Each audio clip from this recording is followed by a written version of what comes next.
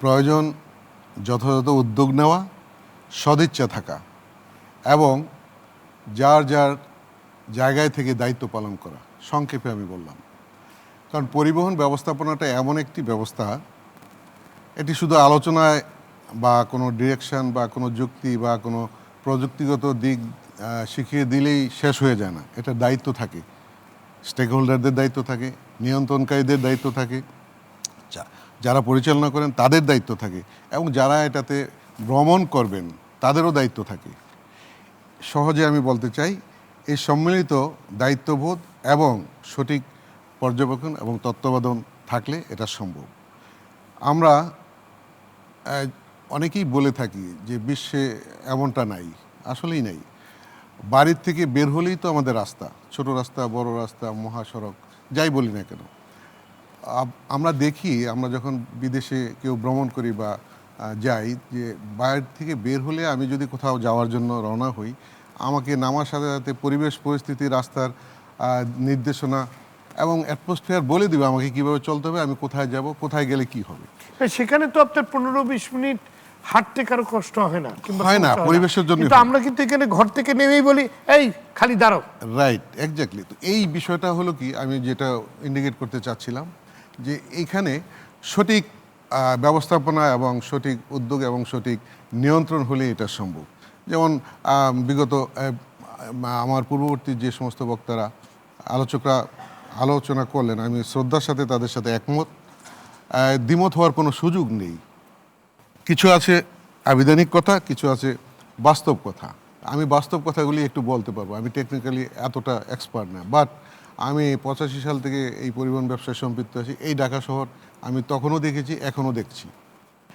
আমি দেখছি যে অব্যবস্থাপনাটা জর্জরিত হয়ে যাচ্ছে এবং এর জন্য আমি বলবো যারা নিয়ন্ত্রক তারাই মূল দায়ী।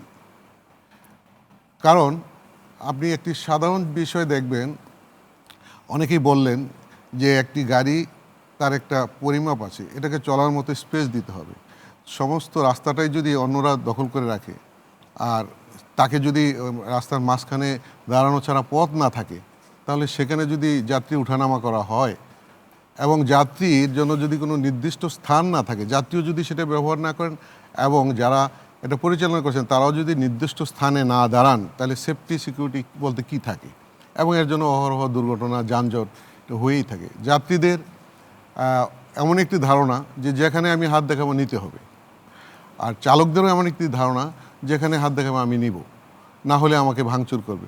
এটা বলা এবং দোষারোপ চলছে। আপনারা বিশ্বাস করবেন কি না, এই ইন্টারিম গভর্নমেন্ট আসার পর থেকে আমি বলে আসছি উভয় সিটি কর্পোরেশনকে, যে আপনি রাস্তা করে দিলেন, যাত্রীরা কোত্থেকে উঠবে? যেখানে বে করা সম্ভব বে করে দেন, যেখানে সম্ভব নয় রাস্তার উপরেই আপনি একটি ছাউনি দিয়ে বাস স্টপে বাস স্টপের শুরু, বাস স্টপের শেষ, এবং এই স্পেসটাকে একটু এয়ারমার্ক করে দেন। যাত্রীরা জানবে, বাসের চালকরাও জানবে, আইন প্রয়োগ সংস্থা তারা ওখানে যেতে বাধ্য করবে এবং স্টেক হোল্ডাররা তাদের স্টাফদেরকে ওইভাবে নির্দেশনা দেবে। আমি প্রতিটি সভায় উপদেষ্টা পরিষদের সম্মানিত উপদেষ্টার থেকে শুরু করে প্রশাসনের, সিটি কর্পোরেশনের সকলকে বলেছি, বলতে বলতে আমি বেহায়ার মতো। কারণ আমি লক্ষ্য করেছি যে আমার পরিবহনটা চলবে, কোত্থেকে নামবে, কোত্থেকে উঠবে, এটাকে নির্দিষ্টকরণ থাকা উচিত। এখন মনে হয় 80% মতো মোটামুটি, কিন্তু এর মধ্যেই সুন্দর করে কিন্তু করে দেওয়া যায় যাত্রীদের জন্য। একটা উদাহরণ শুধু দিলাম, এটা কে করবে? সিটি কর্পোরেশন আমার গাড়ির থেকে ট্যাক্স নিচ্ছে, প্রতিটি গাড়ির থেকে 60 টাকা করে নিচ্ছে দৈনিক। এবং এই যে চাঁদাবাজির কথা বলেন, ওনারা এটা ইজারা দিয়ে দেন। যারা এটা কালেক্ট করেন তারা আবার এই 60 টাকার সাথে যোগ করে 40 টাকা নেন, প্রভাবশালীদেরকে জড়িত করেন, নানাভাবে করেন। এগুলি বদনাম আবার আমাদের কাছেও আসে। তা আমরা প্রস্তাব করেছি সিটি কর্পোরেশনকে এই কাজগুলি করে দেন। টার্মিনালে আপনার যাত্রী যাবে, উঠবে। ইজারা নেয় কারা? এটা কি আপনারা নেন না, এটা সিটি কর্পোরেশন তাদের মতো করে টেন্ডার দেন, প্রতি বছরে একবার করে, প্রতি বছরে এটা নতুন করে দেয়। এটার সাথে আমরা শুধু এটা পে করি। তারা একটা নির্দেশনা সার্কুলার দিয়ে দেন, আমরা পে করি। এটা যাত্রীদের বা আমাদের সকলের স্বার্থে, উপকারার্থে। কিন্তু এর মধ্যে এই আপনার অনিয়মগুলি এবং এই বিশৃঙ্খলাগুলি আছে। দ্বিতীয়ত, এটা বলার অবকাশ রাখে না, আমাদের ছোট জায়গা, লোক বেশি। তো এটাকে আমরা সুপরিকল্পিতভাবে এবং নিষ্ঠার সাথে যদি আমরা ব্যবহার না করি, এটা তো কেউ করে দেবে না। এখানে এই যে ছোট গাড়ি সম্পর্কে কথা হলো, টেসলা বলেন, যে নামই বলেন না কেন, এটাকে যদি ফিট না হয় বা পরিবেশগতভাবে বা এটা মেকানিক্যালি যদি চলার উপযোগী না হয়, এটাকে চলতে যদি দেওয়া হয়, এটার কারণে যদি কোনো দুর্ঘটনা করে, এটা কোনো রেজিস্ট্রেশন পর্যন্ত নেই, আপনি আইনগত কোনো ব্যবস্থাও নিতে পারছেন না, তাহলে এটা রাস্তায় চলবে আর এটার জন্য দুর্ঘটনা হবে, আপনি অন্যকে দায়ী করবেন, সেটা যেই হোক না কেন, সেটা কেমন আইন? আমার কথা হলো যে সড়ককে নিরাপদ করতে হলে জনস্বার্থে এটাকে জনবান্ধব, গণমুখী এবং উপকারী করতে হলে এবং প্রয়োজনীয় করতে হলে এখানে কোনো কনসিডার চলবে না। যেমন এটা তো বললাম আমরা শহরের কথা, মহাসড়কে যদি আপনার ভটভটি, নসিমন, করিমন চলে, সেখানে আমার গাড়ির গতি আপনি লিমিট করেছেন 80 কিলোমিটার। 80 কিলোমিটার স্পিডে যদি একটা হাইওয়েতে গাড়ি চলে এবং সাথে ভটভটি বা নসিমন, করিমন বা টেসলা বলেন, যাই বলেন, সেও যাচ্ছে পাশাপাশি, তার কিন্তু কোনো লাইসেন্স নেই, ট্রাফিক জ্ঞান সম্পর্কে সম্যক কোনো ধারণা নেই, সে কোনো রাস্তা থেকে 90 ডিগ্রি অ্যাঙ্গেলে উঠে সোজা রাস্তা ক্রস করতে চাচ্ছে, আবার সে কোনো রাস্তায় আছে, রাস্তার বাম দিকে, সে ডান দিকে চলে যাবে, পিছনের গাড়িটা কত গতিতে আসছে তাকে দেখা উচিত ডানে বামে, তারপর যাবে, সে এটা করলো না, হুট করে সে ঘুরালো, ফলে বড় গাড়িটা তার সামনে পড়ে গেল এবং এটা একটা জাজিং ডিস্টেন্স প্রয়োজন আছে নিয়ন্ত্রণ করতে হলে। হার্ড ব্রেক করলেও ড্রাইভার কতটুকু নিয়ন্ত্রণ করতে পারে, আমি নিজে ড্রাইভার, আমি বুঝি। তো সেই ক্ষেত্রে যদি ড্রাইভার অতিমাত্রায় তার নিয়ন্ত্রণ করতে চায়, ওই তার যে 40 জন যাত্রী আছে তাদেরকে সে দুর্ঘটনায় পতিত হবে, আর যদি সে তাকে বাঁচাইতে চেষ্টা করে হয়তো বা পারবে না। এই দুর্ঘটনার জন্য দায়ী কে?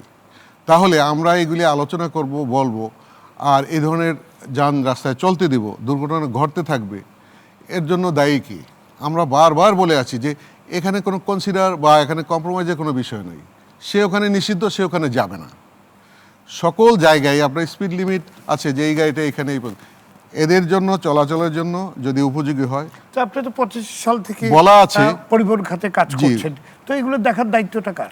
এটি দেখার দায়িত্ব প্রথমত সরকারের সংশ্লিষ্ট দপ্তরের। সরকার তো একক কিছু না, সরকারের কোন সংশ্লিষ্ট দপ্তর, এটা বিআরটিএ দেখবে, পুলিশ দেখবে, মূলত ট্রাফিক দেখবে, ট্রাফিক তো এটা নিয়ন্ত্রণ করবে, চলতে দেবে না, আইন নেই। বিআরটি এগুলিকে নির্দেশনা দিবে, যোগাযোগ মন্ত্রণালয় এগুলিকে নিয়ন্ত্রণ করবে, এটাই নিয়ম। তাহলে আমি বলতে চাই যে এই যে অবস্থা, তাহলে আপনি তো কাকে দায়ী মানে করবেন? আপনি যে এই রাস্তা যে বের কথা বললেন, তারপর আপনার এই যে টেস্টটা, এগুলো যাতে রাস্তা না চলে, এটা দেখার দায়িত্ব কার? এটা মানে এই যে অবৈধ গাড়িগুলো যেগুলো রাস্তায় চলছে সেগুলো যেন না চলে, তো এটা দেখবে কি? এটা প্রশাসন দেখবে, প্রশাসন দেখবে। প্রশাসন জি। দেখবে। আর আমি বলছি এদের চলার জন্য আপনার সরকার কিন্তু অনেক আইন করেছে, ভার্বেলি বলছে যে এরা সরু রাস্তায় ইতি থাকবে, জি। শাখা রোডে থাকবে, এরা মেইন রোডে আসবে না।